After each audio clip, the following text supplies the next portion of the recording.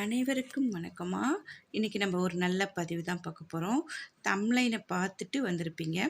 அதாவது இழந்த பணம் நகை திரும்ப கிடைக்க, அப்புறம் காணாமல் போன நகை பணம் கிடைக்க அப்படின்னு சொல்லி போட்டிருக்கேன்.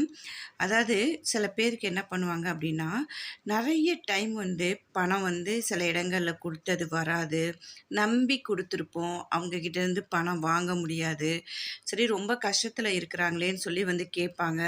அவங்க மேலே பரிதாபப்பட்டு நம்ம பணத்தை கொடுத்துருப்போம், இல்லை ஒரு நகையோ கொடுத்துருப்போம். ஒரு அவசரத்துக்கு நீங்கள் வச்சு திருப்பி எங்களுக்கு கொடுங்க அப்படின்னு சொல்லி தருவோம்.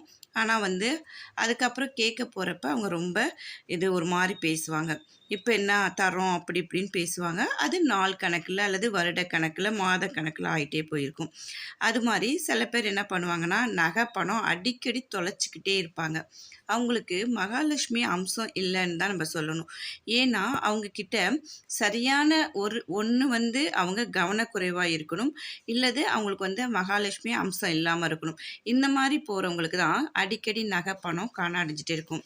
இதை ரெண்டுத்துக்கும் நம்ம பரிகாரம் செய்ய போகிறோம். பரிகாரங்கிறது சொல்லதை விட, இந்த கோவிலில் போய் இந்த மாதிரி பூஜை செஞ்சோம் அப்படின்னா ரொம்பவே நல்லது. நம்மக்கிட்ட தொலைஞ்ச பணமாக இருக்கட்டும், நம்ம கொடுத்த பணமாக இருக்கட்டும், எல்லாமே நமக்கு திருப்பி வந்துடும்.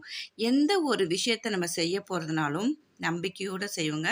நம்பிக்கையோடு செஞ்சோம்னா அது நல்லதாகவே நடக்கும். சரி, இப்போ நம்ம எந்த கோவிலுக்கு என்ன மாதிரி செய்யணும், கோவிலுக்கு போக முடியாதவங்க வீட்டிலிருந்தே எப்படி செய்யலாம் அப்படிங்கிறதையும் நம்ம பார்க்க போகிறோம். சிவன் கோவிலுக்கு தாங்க நம்ம போகணும். சிவன் கோவிலில் போய் தான் இந்த பரிகாரம்லாம் ஒன்றும் கிடையாது. கோவிலுக்கு போகிற மாதிரி போயிட்டு சிவனை வழிபட்டுட்டு அங்கே சண்டிகேஸ்வரர் அப்படின்னு சொல்லி இருப்பாங்க. நம்ம எல்லாரும் பண்ணுவோம், அவர்கிட்ட போயிட்டு கை தட்டுவோம் பார்த்தீங்களா. அதாவது சிவன் கோயிலில் போயிட்டு நம்ம திருப்பி வரும்போது எதுவுமே கொண்டு வரக்கூடாது. சிவன் சொத்து குலநாசம் அப்படின்னு சொல்லுவாங்க. அப்படிப்பட்ட சிவன் கோயிலுக்கு கணக்கு பார்க்குறவர் யார் அப்படின்னு சொல்லி பார்த்தோம்னா சண்டீஸ்வரர் தான். அதனால தான் என்ன பண்ணுவோன்னா, சிவன் கோயிலுக்கு போயிட்டு அவர் முன்னாடி போய் கை தட்டுவோம். அதை சில பேர் என்ன பண்ணிட்டாங்க, சண்டிகேஸ்வருக்கு காது கேட்காது அப்படின்னு தவறாக செய்கிறாங்க. காது கேட்காதுல உன்னுடைய கோவிலில் இருந்து நான் எதுவுமே எடுத்துகிட்டு போல, இங்கே பாரு உன்னுடைய கணக்கில் இதை எழுதி வச்சுக்கோ அப்படின்னு சொல்கிறதுக்காக தான் நம்ம கையை தட்டிட்டு, நம்ம சிவனுடைய சொத்துலேருந்து நான் எதுவுமே எடுத்துகிட்டு போல அப்படிங்கிறதுக்காக தான் சொல்கிறோம். சரி, இப்போ அந்த சிவன் கோவிலுக்கு நம்ம போயிட்டு அந்த சண்டீஸ்வரருக்கு என்ன பண்ண போகிறோம் அப்படின்னா, வில்வ இலை இருக்குது பார்த்தீங்களா, வில்வ இலையால் அவருக்கு மாலையாது அல்லது அர்ச்சனை பண்ண போகிறோம். அர்ச்சனை பண்ணிகிட்டே வரும்போது வாரம் உங்களுக்கு எந்த கிழமை ஒரு நாள் தேர்ந்தெடுத்துக்கங்க.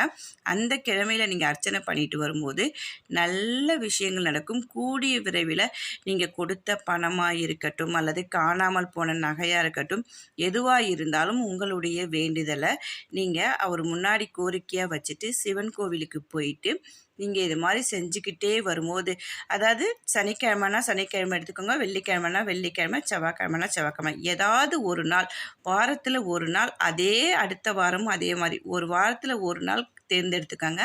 கண்டிப்பாக அதே மாதிரி அந்த திங்கள் செவ்வாய் எப்படியோ, திங்கக்கிழமை அப்படிங்கிறது ரொம்பவே ஒரு உகந்த சிவனுக்கு உகந்த நாள். அப்படிங்கும்போது திங்கக்கிழமையே ரொம்பவே விசேஷமான ஒரு நாள். திங்கக்கிழமை கூட எடுத்துக்கலாம், இல்லை உங்கள் வசதிக்கு தகுந்த மாதிரி நீங்கள் எந்த நாள் வேணாலும் தேர்ந்தெடுத்துக்கிட்டு இந்த மாதிரி சிவன் கோவிலில் போய் சண்டிகேஸ்வரருக்கு நீங்கள் வில்வ இலையால் அர்ச்சனை பண்ணும்போது உங்களுடைய இழந்த பணம் நகை காணாமல் போன நகையெல்லாம் திரும்பி கிடைக்கிறதுக்கு நிறைய வாய்ப்புகள் இருக்குங்க.